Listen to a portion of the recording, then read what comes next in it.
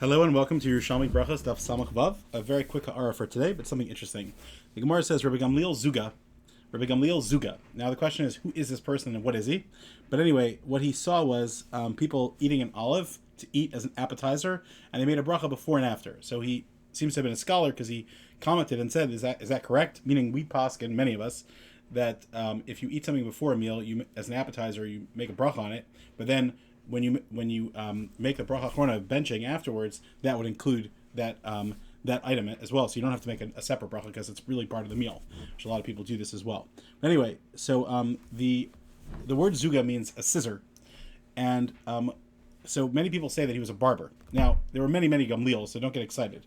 The problem here is that normally throughout the Yerushalmi, when this person is referred to, he's not called Rabban Gamliel. He's called Gamliel Zuga, Gamliel the barber. So that was just probably a popular name. So for example, in Demai, Terumos, and Shabbos, he appears as well. So the Sefer Charedim here on the page actually has the girsa that his name was Gamliel Zuga. So that makes more sense. But if his name was Rabbi Gamliel, so then the question is who he is.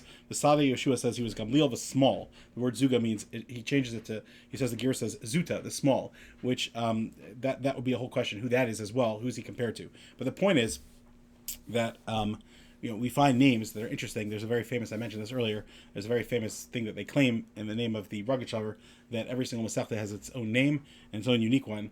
Again, someone that isn't so familiar with Yerushalmi might say, "Oh, Gamliel Zuga, never heard of him before."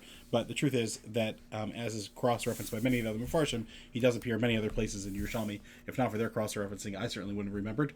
But it's just interesting when you see someone's name. But it seems to be that either if you say it's Gamliel Zuta or it's Gamliel Zuga, but it's definitely not Rabbi Gamliel Zuga, Rabbi Gamliel the barber. That wouldn't be a profession that you would find Rabbi Gamliel in.